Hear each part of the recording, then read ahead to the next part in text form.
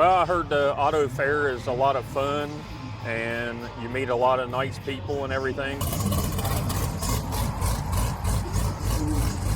Growing up, I'm 58 years old, and this was part of my childhood, man. Hi, I'm content producer Michael Barrett, and I'm here at Charlotte Motor Speedway in Concord for the latest installment of the Charlotte Auto Fair. For decades now, this annual event has been drawing tens of thousands of car lovers to the area, filling the iconic track with classics, hot rods, and extremely rare one-of-a-kind vehicles. It's an immersive experience that mixes nostalgia with cutting-edge technology.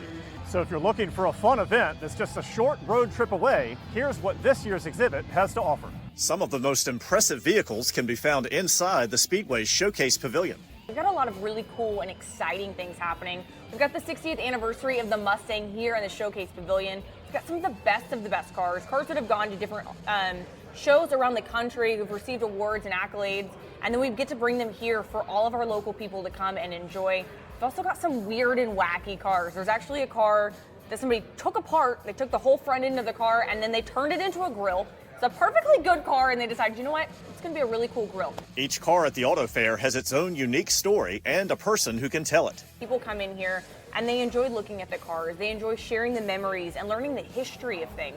I think that's what's the most unique thing about all of these vehicles. They all have a placard. They all have an owner who loves to tell you about why their car is so special and why their car has made an impact in the automotive industry and why we have the cars we have now because of the cool innovation that existed years ago. One iconic American make and model has a dominant presence at this year's event. So Samantha, one of the things you all are doing during Charlotte Auto Fair this weekend is celebrating the 60th anniversary of the Ford Mustang. Tell me what special things you're doing to help commemorate that. Yes, so we've got one of every generation of the Ford Mustang here. I mean, this gorgeous car right behind us is the Mustang 2, and it's actually the same car that Farrah Fawcett drove in. It's not the exact same car, but it's the same model that she drove in Charlie's Angels. So it's cool to look at the history of things, and you look at how each one of these cars has changed, because you get to walk through and look at every single generation. You see the history, the innovation, the artistry of these cars, but also to see where these cars took place. What movies were they in? What shows were they in? And how has that impacted where the Mustang sits now? To truly experience the Mustang's power through the Ford Performance Racing School, you can be whipped around a road course at speeds approaching 100 miles per hour in the new Mustang Dark Horse.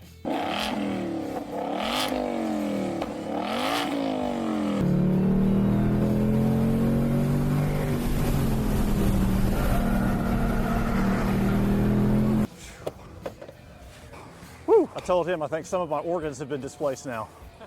One of the most uniquely historic vehicles on display this year has presidential ties. This car is definitely a serious contender for the best I've ever shown here at the Showcase Pavilion. This is a 1969 Lincoln that was used by President Nixon as a ceremonial car during his parades. So this car started life as a 1967 Lincoln, and it was converted by Ford Motor Company for the president.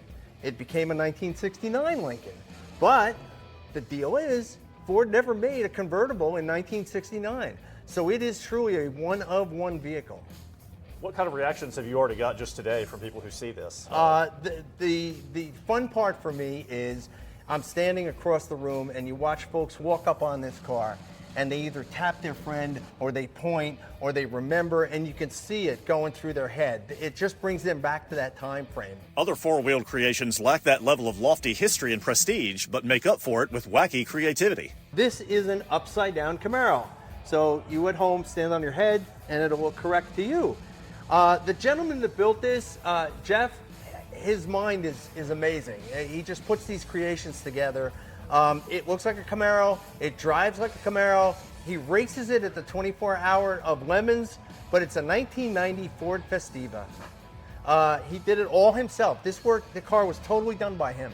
And it's hard to tell, but it is actually on wheels and drivable. Absolutely, he races it. You can imagine the kind of looks that it gets out on the road when people see this. Yeah, it is amazing. It's really, truly from the mind of a genius. Another vehicle in the spotlight is the original Red Baron, which was created as a custom hot rod in 1969 to replicate a popular model car of that time.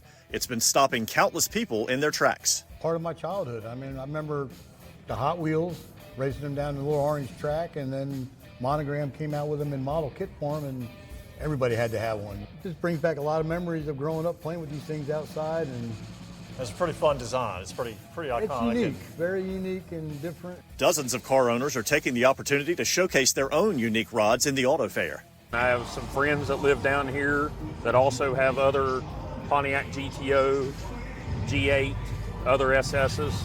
So I wanted to come down and hang out with those guys and have a good time and, you know, basically show off my car. Tell me a little bit about what makes your car so special. Well, it's a lot of people don't know the Chevy SS and the G8 and the GTO were also built in Australia. A lot of people don't know that.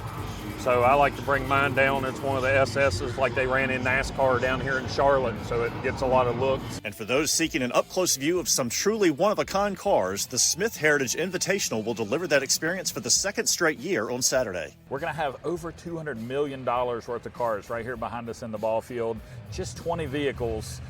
It's a one-day only show, so the best we could do were some scaled-down models, but we really want to celebrate the history, the artistry, and the innovation of the automobile with things like a Ferrari F40, a 1939 Lincoln Zephyr 12, just to be able to appreciate years and years of creativity, of passion, of innovation, and all that the automobile means to the community. So we've got a 1911 Marmon Wasp, the race car that won the very first Indy 500 almost 20 years ago now, all the way up through a 2024 that is the cutting edge, latest and greatest technology and innovation. Until next time, I'm Michael Barrett.